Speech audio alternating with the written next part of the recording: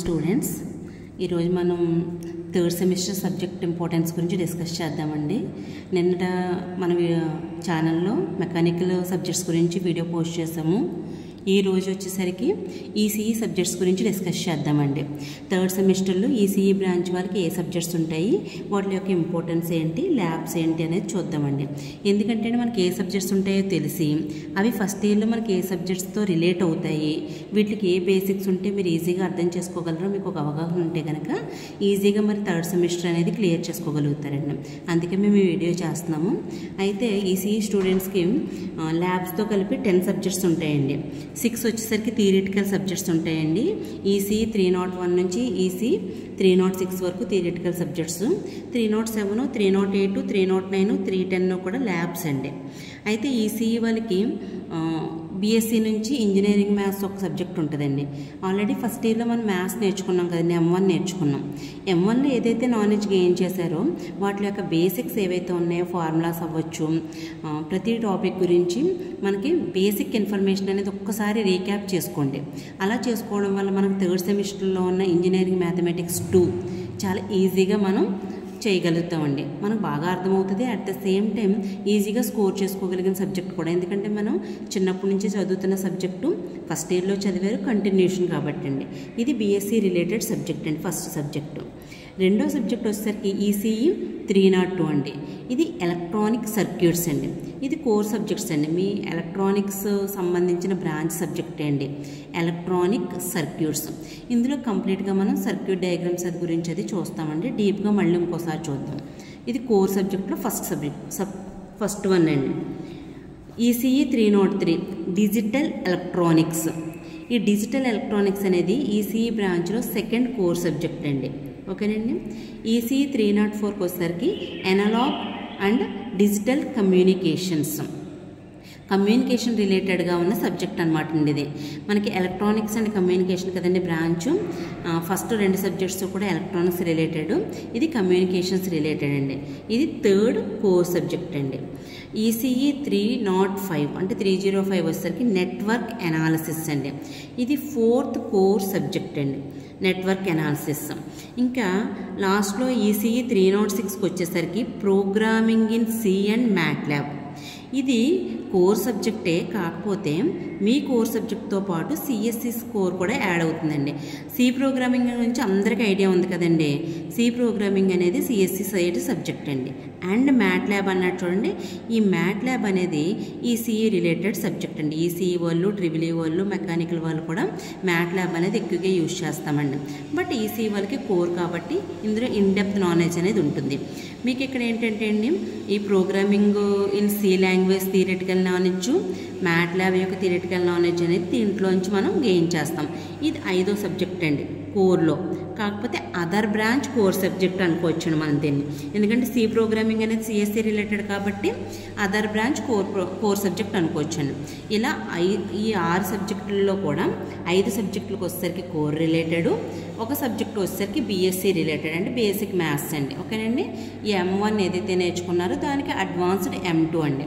దాని తర్వాత టాపిక్స్ ఏవైతే ఉన్నాయో అవన్నీ కూడా M2లో కవర్ అవుతాయి మనకి. అయితే ఇక్కడ మీరు ఒక విషయం గమనించాలండి.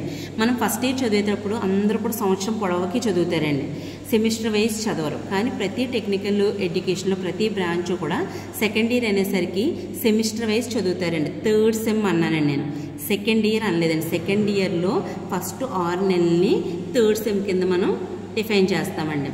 సెకండ్ 6 నెలల్ని ఫోర్త్ సెమ్ కింద డిఫైన్ చేస్తాం. అంటే మీరు చదివి ఈ 6 సబ్జెక్టులు ఏవైతే ఉన్నాయో ఫస్ట్ ఇయర్లో మనకి అంత లెంత్ ఆఫ్ టైం ఉండదండి. 1 ఇయర్ కంప్లీట్గా స్లోగా లెర్న్ చేయడానికి ఉండదు. 6 నెలల్లో మనకి 6 సబ్జెక్టులు నేర్చుకోవాలి, 4 ల్యాబులు నేర్చుకోవాలండి. ఇవన్నీ అయిపోగానే వీటికి రిలేటెడ్ సెమ్ రాసి మళ్ళీ ఫోర్త్ సెమ్ స్టార్ట్ చేసేస్తారు. అంటే ఒక ఇయర్లో మీరు టోటల్గా 6, 12 సబ్జెక్టులు నేర్చుకోవాలండి. ఫస్ట్ ఇయర్లో 7 సబ్జెక్టులతో క్లోజ్ అయిపోయింది.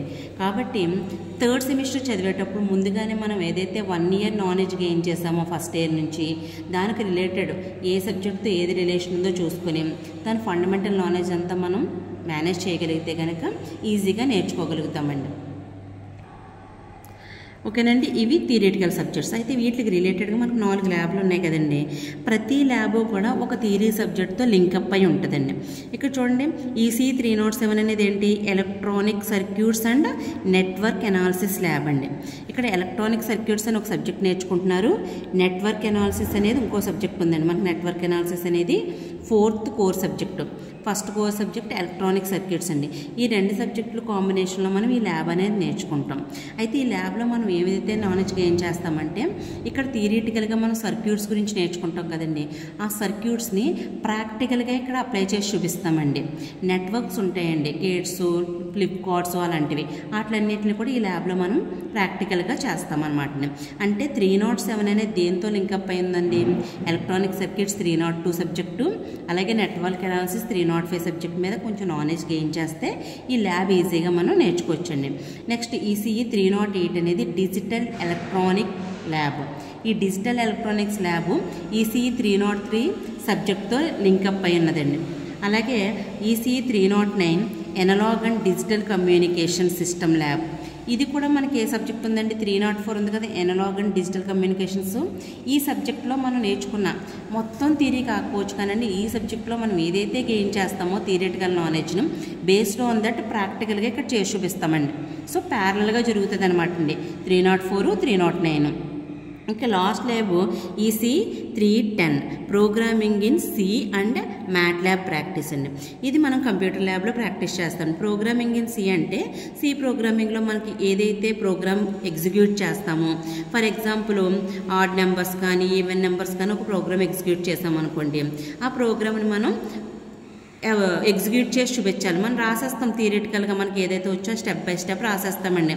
యాష్ ఇంక్లూడ్ అని, std.net అని, అలా స్టెప్ బై స్టెప్ మనం ఏవైతే మనకి అందులో ఇంటీజర్స్ ఉన్నాయో, ఏవైతే కోలన్స్ ఉన్నాయో, సింబల్స్ ఉన్నాయో అన్నీ యూటిలైజ్ చేసుకుని ఒక సెట్ ఆఫ్ ఇన్స్ట్రక్షన్స్తో ప్రోగ్రామ్ని రన్ చేస్తాం. ఆ ప్రోగ్రామ్ని మనం ఎగ్జిక్యూట్ చేసినప్పుడే కదా మనం చేసిన తప్పో రైటో తెలుస్తుంది. అది మనం సిస్టంలో ఎగ్జిక్యూట్ చేసి ప్రోగ్రామ్ అనేది రన్ చేసి చూపిస్తామండి. ఎప్పుడైతే అది ఎగ్జిక్యూట్ అయ్యి రన్ అవుతుందో దాన్ని మనం చేసిన ప్రోగ్రామ్ కరెక్ట్ అవుతుంది. ఆ ప్రాక్టీస్ అంతా మనకి ఎక్కడ వస్తుంది, సి ప్రోగ్రామింగ్ ల్యాబ్లో. అది ఎక్కడండి, కంప్యూటర్ ల్యాబ్లో మనం ప్రాక్టీస్ చేస్తాం. సేమ్ కంప్యూటర్ ల్యాబ్లో మ్యాట్ ల్యాబ్ అనే సాఫ్ట్వేర్ ఉంటుందండి. సి ప్రోగ్రామింగ్ వేరు, మ్యాట్ ల్యాబ్ వేరండి. సి ప్రోగ్రామింగ్ అనేది కమాండ్ ప్రాంప్ట్ మీద చేసేయచ్చు. మనం కమాండ్ ప్రాంప్ట్ మీద మనకి ఏదైతే ప్రోగ్రామ్ ఉందో ఆ ప్రోగ్రామ్ అంతా టైప్ చేసి ఎగ్జిక్యూట్ చేసినప్పుడు ఈవెన్ కరెక్ట్గా చేస్తే అది రన్ అవుతుంది సక్సెస్ఫుల్గా. మనకి ఏమైనా ఎర్రర్స్ ఉన్నాయనుకోండి, ఎర్రర్ చూపిస్తుంది ప్రతి దగ్గర. ఆ ఎర్రర్ దగ్గరికి వెళ్ళి అది ఏం చెప్తుందో దాని ఇన్స్ట్రక్షన్స్ అన్నీ అబ్జర్వ్ చేస్తూ మనం ఎడిట్ చేసుకుంటామండి. అప్పుడు సి ప్రోగ్రామ్ అనేది కంప్లీట్ అవుతుంది. అయితే మ్యాట్ ల్యాబ్ అనేది కూడా ఒక సాఫ్ట్వేర్ అండి. అదే కంప్యూటర్ ల్యాబ్లో ఇంకొక సాఫ్ట్వేర్ ఉంటుంది. ఆ సాఫ్ట్వేర్లో మనం ఈ మ్యాట్ ల్యాబ్ ప్రాక్టీస్ అనేది చేస్తామండి. ఇది అబౌట్ సబ్జెక్ట్స్ అండ్ ల్యాబ్స్. అయితే ఒక్కొక్క సబ్జెక్ట్లో మనం ఏవైతే నేర్చుకుంటామో ఇంపార్టెంట్ థింగ్స్ ఒక 2 to 3 పాయింట్స్ వరకు నేను ఎక్స్ప్లెయిన్ చేస్తానండి. ఓకే అండి, ఆల్రెడీ మనం ఇంజనీరింగ్ మ్యాథమెటిక్స్ 2లో ఏమొస్తుంది, ఏం నేర్చుకోవాలి, దాని బేసిక్స్ ఏంటో నేను ఓరల్ ఎక్స్ప్లెనేషన్ ఇచ్చేసాను. ఎందుకంటే ఇది బేసిక్గా అందరికీ ఉండే కామన్ సబ్జెక్ట్ కాబట్టి అండి. వేరే బ్రాంచెస్ వాళ్ళకి ఉంటుంది, మీకు ఉంటుంది, ఫస్ట్ ఇయర్లో కూడా నేర్చుకున్నారు. అయితే సెకండ్ ఈసీ 302 ఎలక్ట్రానిక్ సర్క్యూట్స్ గురించి మాట్లాడాం కదండి. అయితే ఈ ఎలక్ట్రానిక్ సర్క్యూట్స్లో బేసిక్గా మనం ఈ సబ్జెక్ట్ నేర్చుకునేటప్పుడు మనకు వచ్చే నాలెడ్జ్ ఏంటంటే, నేను సింపుల్గా ఒక 3 పాయింట్స్లో చెప్తానండి, అర్థం చేసుకోవడానికి ప్రయత్నించండి. ఈ సబ్జెక్ట్ అంతా చదవడం వల్ల మనకి ఏం నేర్చుకుంటాము అంటే కనుకండి, amplifiers and oscillators, DC power supplies, అలాంటి వాటి గురించి నేర్చుకుంటామండి. ఈ యాంప్లిఫైయర్స్ కానీ, ఆస్కిలేటర్స్ కానీ, డీసీ అంటే డైరెక్ట్ కరెంట్ పవర్ సప్లైస్ అండి. ఆ డీసీ కరెంట్ పవర్ సప్లైస్ కానీ ఇవన్నీ ఏంటి అంటే అండి, ఎలక్ట్రానిక్స్ అంటేనే మనం ఎక్కువగా కంప్యూటర్స్లో హార్డ్వేర్ కాంపోనెంట్స్ లేదంటే సాఫ్ట్వేర్ కాంపోనెంట్స్, చిప్స్ అయ్యి ఉంటాయి కదండి, processors, chips, hardware discs, floppies, ఇలాంటి మ్యానుఫ్యాక్చరింగ్ చేయడానికి మనం ఎలక్ట్రానిక్స్ బ్రాంచ్లో స్పెషలైజేషన్ చేసిన వాళ్ళు చేసే వర్క్ ఎక్కువగా ఇదండి. అయితే దాని గురించి మనకి మినిమం నాలెడ్జ్ ఉంటేనే ఆ ఫ్యాబ్రికేషన్ వరకు వెళ్ళగలం కదా. సో ఫస్ట్ ఆఫ్ ఆల్ ఏంటంటే ఆ ఎలక్ట్రానిక్స్ సంబంధించిన ప్రతి కాంపోనెంట్ గురించి మనం నేర్చుకోవాలండి. ఈ ఎలక్ట్రానిక్ సర్క్యూట్స్లో ఏవైతే ఉంటాయో వాటి గురించి నేర్చుకుంటాం. సర్క్యూట్స్లో ఏముంటాయండి, యాంప్లిఫైయర్స్ ఉంటాయి, ఆసిలేటర్స్ ఉంటాయి. అయితే ఆ సర్క్యూట్స్ని రన్ చేయాలంటే పవర్ సప్లై ఉండాలి కాబట్టి డైరెక్ట్ కరెంట్ పవర్ సప్లై అనే దాని గురించి నేర్చుకుంటామండి ఈ చాప్టర్లో. ఇంకేం నేర్చుకుంటామండి, ఈ నేర్చుకున్న వాటిని ఎక్కడ అప్లై చేస్తాం, మన ప్రాక్టికల్ లైఫ్లో ఎక్కడ అప్లై చేస్తామో తెలిస్తేనే మనకి ఈజీగా గుర్తుండిపోతుందండి. మన డే టు డే లైఫ్లో మనం ఎక్కడ అప్లై చేస్తామంటే యాంప్లిఫైయర్స్ అనేవి ఆడియో సిస్టమ్స్ ఉంటాయి కదండి, ఆడియో సిస్టమ్ దగ్గర and to get better quality of sound. ఈ ఆడియో సిస్టంలో సౌండ్ అనేది పర్ఫెక్ట్గా అంటే నాయిస్ రాకుండా, పక్కన కీమనే సౌండ్స్ రాకుండా ప్రాపర్గా సౌండ్ అనేది మనకు బయటకు రావాలి అంటే ఆడియో సిస్టమ్ బాగుండాలి. ఆ ఆడియో సిస్టమ్ బాగుండాలి అంటే యాంప్లిఫైయర్స్ అనేవి బాగుండాలండి. సో ఈ యాంప్లిఫైయర్స్ స్టడీ చేసిన తర్వాత వీటిని అప్లై చేసేది ఆడియో సిస్టంలో అప్లై చేస్తాం కాబట్టి అది మనకి రిజల్ట్ ఎలా చూపిస్తుంది అంటే క్వాలిటీ ఆఫ్ సౌండ్ని బేస్ చేసుకుని చూపిస్తుందండి. ఓకేనండి. నెక్స్ట్ ఇంకేమనుకున్నామండి, ఆసిలేటర్స్ గురించి అనుకున్నాము. నెక్స్ట్ ఈ సబ్జెక్ట్లో మనకు స్ట్రెంగ్త్ ఏంటి, ఈ సబ్జెక్ట్ నేర్చుకోవడం వల్ల మనకున్న స్ట్రెంగ్త్ ఏంటంటే కనుక it will useful for us strengthen the knowledge of basic electronics.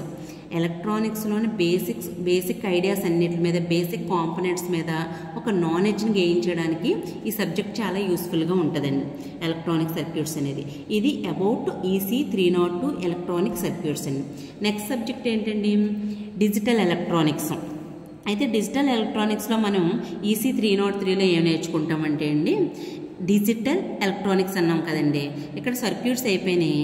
ఈ డిజిటల్ ఎలక్ట్రానిక్స్ అనేది ఖచ్చితంగా మనం గేట్స్, ఫ్లిప్ ఫ్లాప్స్, కౌంటర్స్, కంప్యూటర్లో ఏవైతే యూజ్ చేస్తారో వాటి గురించి డిస్కస్ చేస్తామండి ఇందులో. ఈ డిజిటల్ ఎలక్ట్రానిక్స్ అన్నీ ప్యూర్లీ కంప్యూటర్లో యూజ్ చేసే ఫ్లిప్ ఫ్లాప్స్, గేట్స్, కౌంటర్స్ ఇలాంటి వాటి గురించి మనం లెర్న్ చేస్తామన్నమాట. ఆ టాపిక్ ప్లస్ ఆ పర్టికులర్ కాంపనెంట్ ఎలా రన్ అవుతుంది, లేదంటే ఈ టాపిక్ బేస్ చేసుకుని మనం ప్రోగ్రామ్ని ఎగ్జిక్యూట్ చేస్తే ఎలా ఎగ్జిక్యూట్ అవుతుంది అలాంటివి చూస్తామండి. ఫర్ ఎగ్జాంపుల్ ఇప్పుడు కంప్యూటర్ మెమరీ ఉందనుకోండి, మెమరీస్ ఉంటాయి కదా, ప్రైమరీ మెమరీ, సెకండరీ మెమరీ అలాగా. ఇప్పుడు అలాగా ర్యాము, రాము ఇలాంటివి ఉంటాయండి. వీటిని డిజైన్ చేయాలనుకోండి మనకి ఫ్లిప్ ఫ్లాప్స్ కావాలి, కౌంటర్స్ కావాలండి. ఈ రెండు ఉంటే కనుక మనం ర్యామ్ని, రామ్ని డిజైన్ చేయగలుగుతాం. అందులో ప్రైమరీ స్టోరేజ్ ఉంటుంది, సెకండరీ స్టోరేజ్ ఉంటుంది. వాటిని ఎలా సపరేట్ చేయాలి, వాటికి ఎంతంత స్పేస్ క్రియేట్ చేయాలి, వాటిని ఎలా డిజైన్ చేయాలి, ఇదంతా కూడా మనకి ఈ డిజిటల్ ఎలక్ట్రానిక్స్లో నేర్చుకోవడానికి అవకాశం ఉంటుంది. నేర్చుకున్న దాన్ని అక్కడ అప్లై చేస్తాం అనమాట. అలాగే it will very helpful to know about the components used in computers and laptops. మనకి కంప్లీట్గా కంప్యూటర్స్, ల్యాప్టాప్స్, ఈ CPUsలోని ఇలాంటి వాటిలో ఏవైతే కాంపోనెంట్స్ ఉంటాయో వాటి గురించి తెలుసుకోవడానికి ఎక్కువగా ఈ డిజిటల్ ఎలక్ట్రానిక్స్ అనేది మనకి యూజ్ అవుతుందండి. ఇది EC 303 సబ్జెక్ట్ అండి. ఇది second core subject of electronics. Next first 2 subjects అయిపోయినాయి కదండి. కోర్ సబ్జెక్ట్లో థర్డ్ సబ్జెక్ట్ ఏంటండి, EC 304 analogue and digital communications అండి. ఇక్కడ మీరు క్లియర్గా అబ్జర్వ్ చేయాల్సింది ఏంటంటే కమ్యూనికేషన్ అంటే ఏంటండి, ఒకళ్ళతో ఇంకొకరు మనం ఏ విధంగా అయితే కమ్యూనికేట్ అవుతున్నామో అదే కమ్యూనికేషనే. At the same time electronics and కమ్యూనికేషన్స్లో మనకి ఈ ఎనలాగ్ కమ్యూనికేషన్స్, డిజిటల్ కమ్యూనికేషన్స్ కూడా సిమిలర్గా ఉంటాయండి. కాకపోతే మనం యూజ్ చేసేది వేరు, ఇక్కడ యూజ్ చేసేది వేరు. ముందు ఏం నేర్చుకుంటామంటే ఈ సబ్జెక్ట్లో అసలు కమ్యూనికేషన్ అంటే ఏంటి, మనము పర్సన్ టు పర్సన్ కమ్యూనికేట్ అవ్వడం వేరండి. అలాగే పర్సన్ మెషిన్తో కమ్యూనికేట్ అవ్వడం వేరు, మెషిన్ ఇంకో మెషిన్తో కమ్యూనికేట్ అవ్వడం వేరండి. ఒక్కొక్క దానికి ఒక్కొక్క టైప్ ఆఫ్ లాంగ్వేజ్ని మనం యూటిలైజ్ చేసుకుంటాం. మనం పర్సన్తో పర్సన్ కమ్యూనికేట్ అవ్వాలనుకోండి అట్లీస్ట్ ఒక లాంగ్వేజ్ తెలిస్తే మనకు సరిపోతుందండి. కానీ ఒక పర్సన్ మెషిన్తో కమ్యూనికేట్ అవ్వాలంటే మనకు తెలిసిన లాంగ్వేజ్ నుంచి మెషిన్కి తెలిసిన లాంగ్వేజ్కి మనం కన్వర్ట్ చేసుకుంటూ కమ్యూనికేట్ అవ్వాలండి.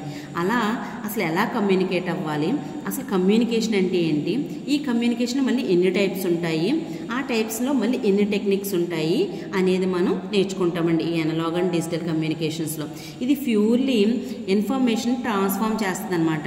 మనం చేసే ఇన్ఫర్మేషన్ని పర్సన్ టు పర్సన్ కానీ, పర్సన్ టు మెషిన్ కానీ, మెషిన్ టు మెషిన్ కానీ కన్వే చేయడానికి లేదంటే ట్రాన్స్ఫార్మ్ చేయడానికి ఈ అనలాగ్ అండ్ డిజిటల్ కమ్యూనికేషన్ అనేది యూజ్ చేస్తుంది. ఇది మన రియల్ లైఫ్లో కానీ మనం ఎక్కడైనా అబ్జర్వ్ చేయాలి అనుకుంటే ఈ సబ్జెక్ట్లో నాలెడ్జ్ మనం ఎక్కువగా మెరైన్ కమ్యూనికేషన్స్ ఉంటాయండి, మిలిటరీ కమ్యూనికేషన్స్ ఉంటాయి. ఇప్పుడు మిలిటరీలో కానీ మెరైన్లో కానీ డైరెక్ట్గా పర్సన్ టు పర్సన్ అనేది కమ్యూనికేట్ అవ్వడం అనేది జరగదు ఇన్ ద సెన్స్ ఆఫ్ అక్కడ ఆ అవకాశం వాళ్ళకి ఉండదు. అలాంటి పరిస్థితుల్లో మనం ఈ analog and digital communications utilise చేసుకుంటామండి. ఫర్ ఎగ్జాంపుల్ ఒక సెన్సార్ ఉందనుకోండి, ఏదైనా ఒక సెన్సార్ని మనం ఆపరేట్ చేయడం వల్ల అది సెన్స్ చేస్తూ మనం ఇచ్చే సిగ్నల్స్ని ఒక సింగిల్ టైం బ్లింక్ అయితే ఒకలాగా ఒక కోడు, డబల్ టైం బ్లింక్ అయితే ఒక కోడు, లేదా సౌండ్ బేస్డ్ కోడ్స్ అలా జనరేట్ చేసుకుంటాం అనమాట. అలా జనరేట్ చేసుకుని కమ్యూనికేట్ అవ్వడానికి మనం ఈ digital and analog communications utilise చేసుకుంటామండి. అలాగే ఇది ఇంకా దేనికి యూజ్ అవుతుంది అంటే signals and their characters, signal యొక్క క్యారెక్టరిస్టిక్స్ ఏవైతే ఉంటాయో వాటి గురించి కూడా నేర్చుకుంటామండి. సిగ్నల్ అనేది ఏంటంటే ప్రతి ప్లేస్లోనూ ఒకలాగే ఉండదు కదండి, ప్లేస్ టు ప్లేస్ సిగ్నల్స్ అనేది వ్యారీ అవుతూ ఉంటాయి. సో వాటి గురించి ఇన్ఫర్మేషన్ కూడా మనం ఈ అనలాగ్ అండ్ డిజిటల్ కమ్యూనికేషన్స్లో నేర్చుకుంటామండి. దీనివల్ల మనం ప్రాక్టికల్గా చాలా చోట్ల మనం దీన్ని అప్లై చేయడానికి యూజ్ అవుతుంది. ఇది about EC 304 analog and digital communications అండి.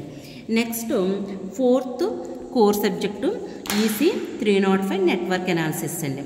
అయితే నెట్వర్క్ అనాలిసిస్కి వచ్చేసరికి అండి మనం నెట్వర్క్ అనాలిసిస్లో ఏం నేర్చుకుంటాము అంటే కనుక ఈ సబ్జెక్ట్ మనకి how to calculate the current and voltage.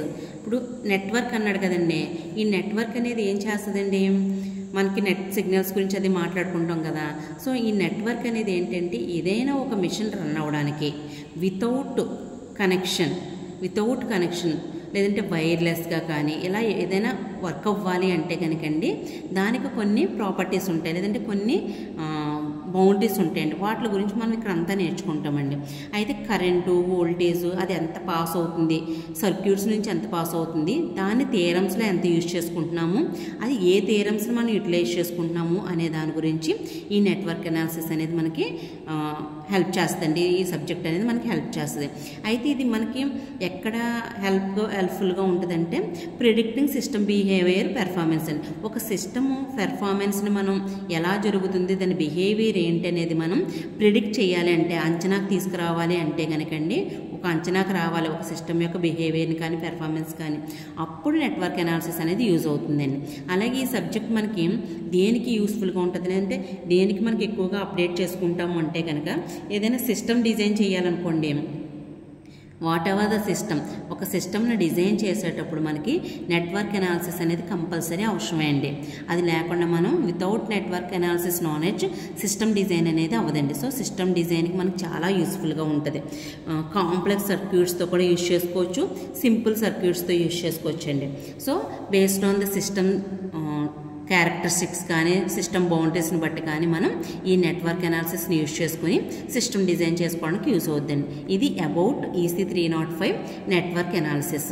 So దీనికి బేసిక్గా మనం ఈ నెట్వర్క్ సిగ్నల్స్ గురించి అన్నిటి గురించి ప్రీవియస్ నాలెడ్జ్ ఉంటే, ఫస్ట్ ఇయర్లో మనం ECE వాళ్ళకి BEEE సబ్జెక్ట్ ఉంటుంది కదండి, కరెంటు వోల్టేజ్ బేస్డ్, ఆ సబ్జెక్ట్ నాలెడ్జ్ అది ప్యారలల్గా మనం రీక్యాప్ చేసుకోగలిగితే కనుక ఇది యూటిలైజ్ చేసుకోవడానికి, ఇక్కడ మనం ఈ సబ్జెక్టులు యూటిలైజ్ చేసుకోవడానికి బాగా ఉపయోగపడుతుందండి. ఇది అబౌట్ 305. ఇంకా మనకి థియరీ సబ్జెక్ట్స్లో లాస్ట్ సబ్జెక్ట్ ఏంటంటే EC 306 programming in C and MATLAB. Very interesting subject and easy subject also. But మనం ఎప్పుడు కూడా ఇలాంటి సబ్జెక్టుని అదర్ బ్రాంచ్ సబ్జెక్ట్గా ట్రీట్ చేయకూడదండి. C ప్రోగ్రామింగ్ అనేది చాలా యూస్ఫుల్ అండి ఎలక్ట్రానిక్స్ వాళ్ళకి, ఎందుకంటే ఎలక్ట్రానిక్స్ వాళ్ళు చేసేదే కంప్యూటర్ రిలేటెడ్ ఎలిమెంట్స్ అండి. అన్ని ఎలిమెంట్స్ కూడా కంప్యూటర్ రిలేటెడే ఉంటాయి. మరి అలాంటప్పుడు మనకి దాని బేసిక్ లాంగ్వేజ్ ఏదైతే ఉందో అది మనకు ఖచ్చితంగా తెలియాలండి. అందుకు MATLAB వచ్చేసరికి ఎలక్ట్రానిక్స్ వాళ్ళ యొక్క కోర్ ల్యాబే. మరి దాని థియరిటికల్ నాలెడ్జ్ ఉంటేనే ల్యాబ్ నాలెడ్జ్ అనేది గెయిన్ చేయగలుగుతామండి. ఈ 306లో మనం ఏం చేస్తామంటే అండి, ఈ MATLAB యూజ్ చేసుకుని సిమ్యులేషన్ టూల్ ఉంటుందండి. సిమ్యులేషన్ అంటే ఏంటంటే అండి, ఏదైనా ఒక ఎలిమెంట్ని తీసుకొని దాన్ని చిన్న చిన్న పార్ట్స్గా డివైడ్ చేసి, ఫర్ ఎగ్జాంపుల్ ఇలా ఉందనుకోండి, ఈ ఎలిమెంట్ని, ఇదే ఎలిమెంట్ అండి, ఈ ఎలిమెంట్ని నెంబర్ ఆఫ్ పీసెస్గా డివైడ్ చేస్తామండి. ఇలా తీసుకుంటామండి. ఇలా తీసుకుని ఒక ఎలిమెంట్ మీద మనం అనాలిసిస్ చేస్తామండి ఈ సిమ్యులేషన్ టూల్ యూజ్ చేసి. ఈ ఎలిమెంట్ మీద ఏదైతే రిజల్ట్స్ వస్తుందో ఆ రిజల్ట్స్ని మొత్తం ఎంటైర్ ఎలిమెంట్కి అప్డేట్ చేస్తాం, దాన్ని సిమ్యులేషన్ అంటామండి. ఏ బ్రాంచ్ వాళ్ళకి ఆ బ్రాంచ్ వాళ్ళకి ఈ టూల్ ఉంటుందండి. ఫర్ ఎగ్జాంపుల్ మీకు MATLAB ఎలాగో, మెకానికల్ వాళ్ళు ఉందనుకోండి, వాళ్ళకి అనాలిసిస్ అని సాఫ్ట్వేర్ ఉంటుందండి. యాన్సిస్ సాఫ్ట్వేర్ కానీ, సాలిడ్ వర్క్స్ కానీ, ప్రోఈ కానీ, ఇలా వాళ్ళ సాఫ్ట్వేర్స్లో వాళ్ళు చేసుకుంటారు. బేస్డ్ ఆన్ CSE వాళ్ళకి ఆల్ సిమ్యులేషన్ టూల్స్ ఉంటాయండి. అలా బ్రాంచ్ రిలేటెడ్గా సిమ్యులేషన్ టూల్స్ ఉంటాయండి. మ్యాట్లాబ్ అన్ని బ్రాంచెస్ వాళ్ళు కూడా యూజ్ చేస్తారండి. Simulation is nothing but to analyse the particular component in any very small element. దీన్ని ఫైనైట్ ఎలిమెంట్ మెథడ్స్ అని కూడా అంటామండి. అంటే చిన్న చిన్న ముక్కలుగా చేసి మీరు డిఫరెన్షియేషన్ అది చేస్తారు కదా, అలా అనమాట అండి. చిన్న ముక్కగా చేసి ఆ పీస్ మీద అనాలిసిస్ చేసి దాన్ని మొత్తం ఓవరాల్ ఆబ్జెక్ట్కి అప్డేట్ చేస్తామండి. దీన్ని సిమ్యులేషన్ టూల్ అంటాం. ఈ సిమ్యులేషన్ టూల్లు అబ్జర్వ్ చేసి మనం ఏం చేస్తాము అంటే కనుక ఈ పర్టికులర్ సబ్జెక్ట్లో ఏం నేర్చుకుంటామంటే మల్టిప్లికేషన్స్ ఎలా చేయాలి, పవర్ ఆపరేషన్స్ ఎలా చేయాలి, సిగ్నల్ ప్రాసెసింగ్ ఎలా చేయాలి, ఎక్సెట్రా అనేవి మనం ఈ మ్యాట్లాబ్ థియరిటికల్ నాలెడ్జ్లో గెయిన్ చేస్తామండి. ప్యారలల్గా ల్యాబ్లో కూడా అవే నేర్చుకుంటామండి. It provides graphical representation. అంటే మనం ఈ సిమ్యులేషన్ టూల్ యూజ్ చేసే అనాలిసిస్ అంతా కూడా రిజల్ట్ ఎలా వస్తుందంటే అండి గ్రాఫ్స్ వైజ్ వస్తుందండి. అంటే మనం XY కోఆర్డినేట్స్ తీసుకుంటాం, మనకు నచ్చిన వాల్యూస్ మీద మనం గ్రాఫికల్ రిప్రజెంటేషన్ తీసుకుని దాన్ని అవుట్పుట్ అండ్ రిజల్ట్గా మనం కన్సిడర్ చేస్తామండి. అలాగే ఇది one of the very interesting and important tool used in any communication system. A communication సిస్టంలో అయినా సరే ఇది చాలా ఇంపార్టెంట్ అండ్ ఇంట్రెస్టింగ్ టూల్ అండి. ఈజీగా కూడా చేసుకోవచ్చండి.